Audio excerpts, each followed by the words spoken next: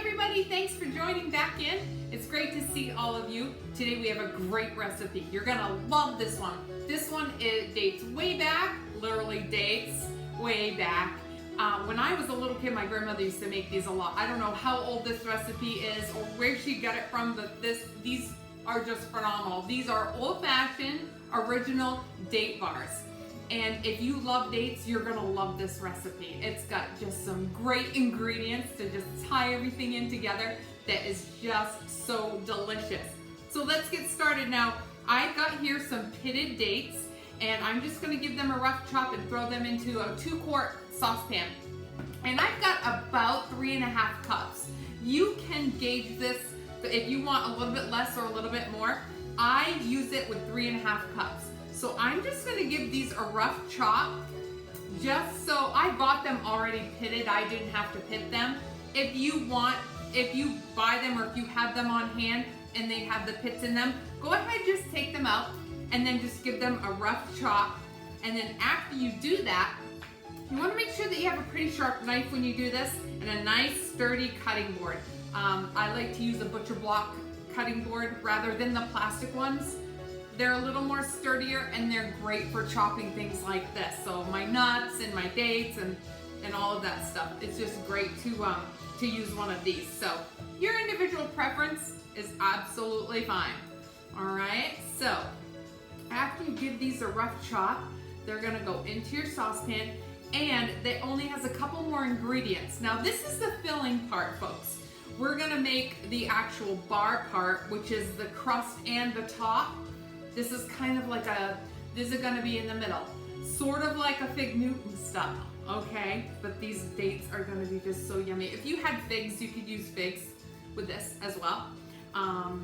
If you wanted to do raisins, you could do that. You may need a little bit more than 3 cups of raisins in order to do this. If you wanted to do raisin bars instead of the date bars, that's kind of a separate recipe altogether. You could try doing it and I'm sure it would work fine. I have a great recipe for raisin bars too. I'm going to share with you too as well.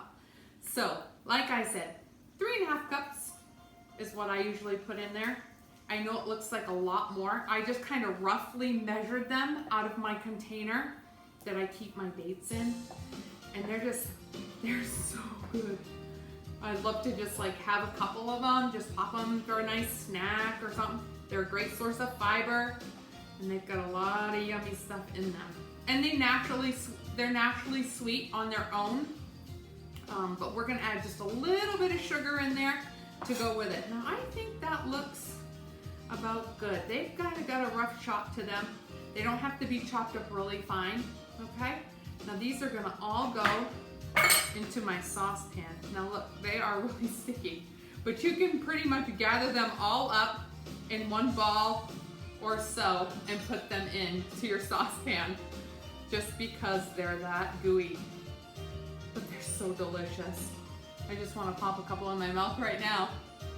All right, so after you get all of those into the saucepan, you are going to add some water. Now I'm gonna get my tap water running because I've got to wash my hands off anyway because they are sticky.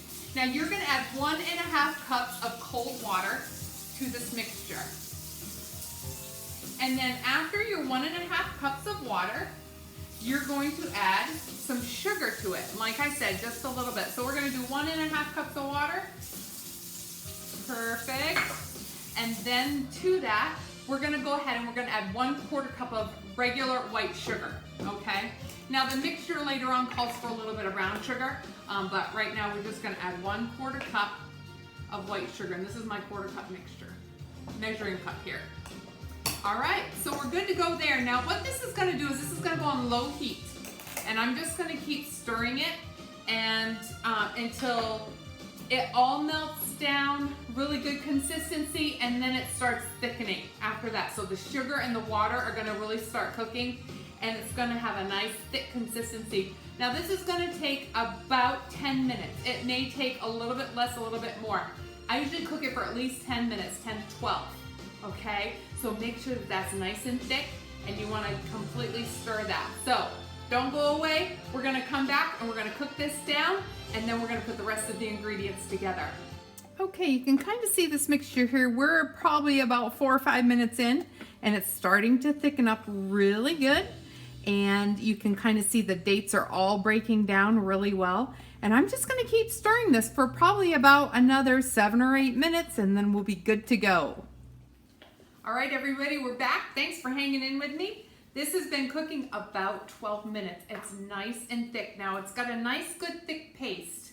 Okay, see how that, you can still see some of the dates in there, which is exactly what you want. You still want a few of those chunks, but everything is soft and thick and all incorporated. You can kind of see it all in there. All right, so I'm gonna remove this from the heat, and I'm just gonna stir it just a little bit to kind of try and cool it down, okay? Now what we're gonna do is we're gonna add a little bit of vanilla to this to just kind of add some flavor in there. So what we're gonna do is we're gonna add 1.5 teaspoons of real vanilla. All right, now this just, I think it just really incorporates and adds just a great flavor in there. And so I definitely love vanilla. So 1.5 teaspoons of real vanilla goes into the mixture, and I'm just gonna, that also helps cool it down, and you wanna put it in after, not before you make it, okay? So that's just gonna kind of get stirred in there. As you can see, it's all really well incorporated. And we're gonna kind of set that off to the side, just to kind of cool down a little bit, because that's our middle mixture. Okay, so that's just kind of chill. All right, so now what we're gonna do is we're gonna make a couple of layers. We're gonna do a bottom layer, then we're gonna fill that date mixture into it, and then we're gonna create a nice crumb layer up for the top, okay? So what we need to do first is we need to incorporate some sugar and some butter together in order to start this process. Now, I've gone ahead and I've pre-measured 1 cup of packed brown sugar. And this is my homemade brown sugar that I mix up, and I just keep in a canister over it where my flour and my other sugar and things like that is. I just take regular sugar, regular granulated sugar, and add molasses, and I usually add between a tablespoon and a tablespoon and a quarter per cup of regular white sugar. I put it in my stand mixer with the little whisk attachment and just keep mixing. And then when it's done and all incorporated, it's homemade brown sugar, and it's the best. All right, so you definitely you won't go back and buy it at the store when you can make it, because of that nice rich molasses taste. It's so good. So again, 1 cup of the brown sugar goes into my stand mixer. And I've gone ahead and pre-measured, not pre-measured, but kind of just let this butter set out on the counter today. It's a nice summer day. The weather's nice. I got the windows open, so it softened up really, really quick, okay?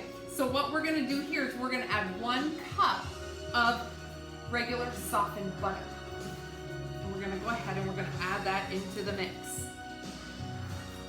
Okay, so we've got 1 cup of butter, we've got 1 cup of brown sugar, and we're gonna go ahead and we're gonna put the paddle attachment on the mixer, as I did, put it on low, and just let it mix.